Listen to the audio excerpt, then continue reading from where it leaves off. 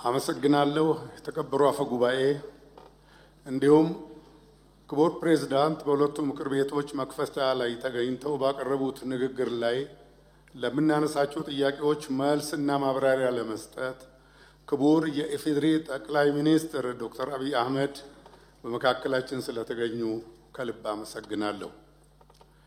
እንደሚታወቀው የሁሌም እድሏ ሁለንተናዊ ማንነቷና መታወቂያ አርማዋ ለጠላት አለመንበርከክ ለችግሮች አለመረታትና ሁሉንም እንቅፋቶች በአሸናፊነት መወጣት የሆነችው ውዲቱና ውቢቷ የታሪክ የባህልና የተፈጥሮ ሀብት ባለጸጋና የጀግና ልጆች እናት የሆነችው ሀገራችን ኢትዮጵያ በእርሶ በአርቆ አሳቢ ልጇ ብልህ አመራርና በክንደብርቱ ልጆቿ የተባበረ ጥረት ወደ አዲስና ብሩህ የታሪክ ምዕራፍ መሸጋገር ጀምራለች።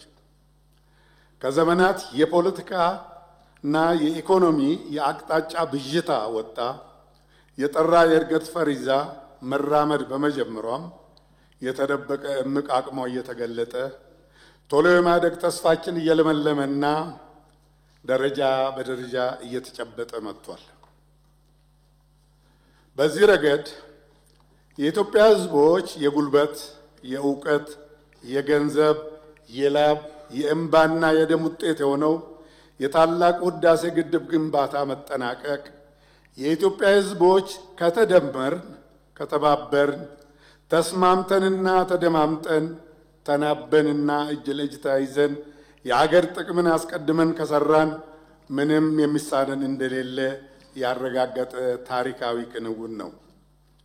ይህ ድል የፈጠረብን ልዩ ደስታና ከፍተኛ የመነሳሳት ስሜት ልባችንን እያሞቀ ባለበት ሁኔታ እርሶ እዛው በግድቡ የታሪክ ምንጣፍ ላይ ቆመው ለህዝብ ያበሰሯቸው ሜጋ ፕሮጀክቶችና በየልማት መስኩ መመዝገብ የጀመሩ የብልጽግና መሰረቶች እንደዚሁም የወል ትርክትን በማጉላትና አብሮነታችንን በማጠናከር ረገድ እየታዩ ያሉ ተስፋ ሰጪ ሁኔታዎች የአገራችን የማንሰራራት ዘመን የማዕዘን ድንጋዮች በመሆናቸው ልዩ ግምት የምንሰጣቸው ናቸው።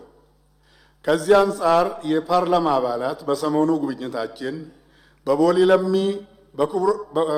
በቦሌ ለሚ የኢንዱስትሪ ፓርክ ውስጥ ወደ ስራ በገቡ ዘመናዊ ፋብሪካዎችና በክቡር አቶ አብዱል ሐኪም መሐመድ ባለቤትነት በተቋቋመው ኤኤምጂ ሆልዲንግስ ዘርፈ ብዙ የግል የኢንዱስትሪ ፓርክ ውስጥ ያየነው አስደናቂ የኢንዱስትሪ አብዮት የተስፋ ችቦ ከሌሎች የልማት ስራዎቻችን ጋር ተዳምሮ አገራችን ወደ አዲስ ምዕራፍ እየተሸጋገረች ለመሆኑ አንድ ማሳያ ነው።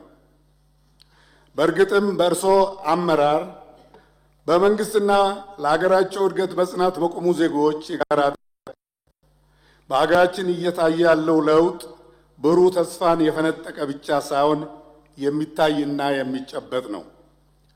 ሆኖም ግን እነዚህን በግልጽ የለውጥ ፍሬዎች ለማየት ያልቻሉ በጥላቻና በቅናት የታወሩ ባህር ውስጥ የኖሩ የማይረጥቡ አሳዎች እንዳሉ እሙን ነው።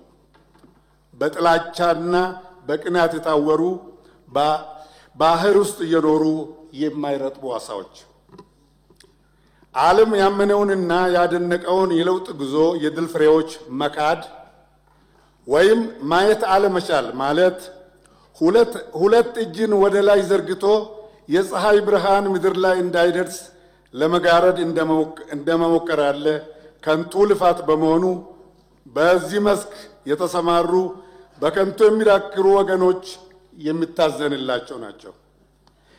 ልፋ ያለው በህልሙ ግንድ ተሸክሞ ሲዞር ያድራል እንዲሉ አይናቸውን በጨው ታጥበው በጥፋት ሚዲያዎች ላይ እየወጡ በቅሎ ሰማይን ስትረቅጥ በአይናችን በብረቱ አይተናል። እንዳትወልድም ከረገሟቱ ወገኖች ጋር ነበርን እያሉ ያለ ሀፍረት በሚለፈልፉ የሐሰት ወሬ ፈብራኪና አሉባልታ አራጋቢ መንጋዎች ጩኸት ደማቁ የኢትዮጵያ ወደፊት ጉዞ አይደበዝዝም፣ አይገታም። ዘመን ሻረውንና ታሪክ ያነወረውን ያረጀ ማንግበው ከሕገ መንግሥታዊ አግባብ ውጪ ስልጣንን በኃይል ለመቆጣጠር በሚያልሙና በጌቶቻቸው ከንቱ መፍጨርጨርም የብልጽግና ጉዟችን አይደናቀፍም።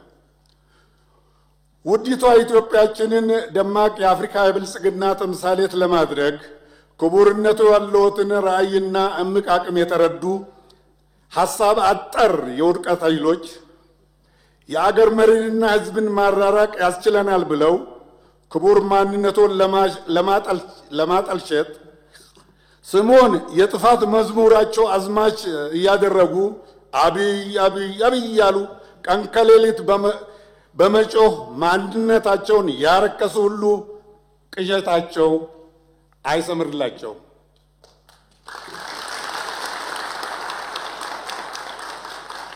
ኦሮሞ እንደሚተርተው አርቢ ቆሬን ወራንቴፍ ሂኖኮሉ ዝሆን እሾ ስለወጋው አያነክስም።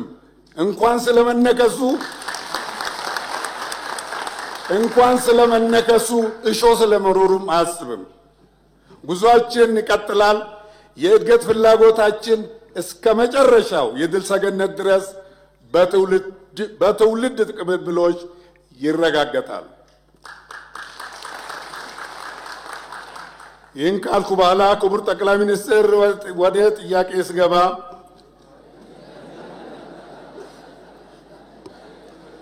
በ2018 የመንግስት የትኩረት አቅጣጫ ላይ በግብርና ልማት 6.8% እድገት ለማስመዝገብ ታቅዷል። ግብርና የምግብ ዋስትናን ለማረጋገጥ፣ ለኢንዱስትሪ ግብዓት አቅርቦት፣ ለሥራ ዕድል ፈጠራ፣ ከውጭ የሚገቡ ምርቶችን በሀገር ውስጥ ለመተካትና የወጪ ንግዳችንን በሚገባ ለማሳለጥ ያለው ሚና ከፍተኛ ነው። መንግስት ይህንን በሚገባ ተረድቶ በልዩ ትኩረት እየሰራ እንደሚገኝ ይታወቃል። በመሰረቱ ለግብርና ምርትና ምርታማነት እድገት የአፈር ለምነትንና ጤንነትን መጠበቅና ማሻሻል ወሳኝ ነው። ሆኖም ግን የሀገራችን ደጋማና ዝናብ የሚበዛባቸው አካባቢዎች ለሰብል ምርት ምቹ ቦታዎች ቢሆኑም በአፈር አሲዳማነት እጅግ የተጠቁ በመሆናቸው ምርታቸው ከጊዜ ወደ ጊዜ እያሽቆለቆለ ይገኛል። በመሆኑም ክቡር ጠቅላይ ሚኒስትር በ2018 ዓ.ም የትኩረት አቅጣጫ ላይ ለአፈር ለምነትና ጤንነት ጠንቅ የሆነው የአፈር አሲዳማነት ችግርና መፍትሄው ጎልቶ ያልተቀመጠ በመሆኑ ይህንን የተቀመጠውን ግብ እንዴት ለማሳካት ታስቧል? በተጨማሪም ከተረጂነት ወደ አምራችነት ብሎም የምግብ ሉዓላዊነትን ለማረጋገጥ የተጀመረው ስራ የእስካሁን አፈጻጸም በምን ደረጃ ላይ ይገኛል? አመሰግናለሁ።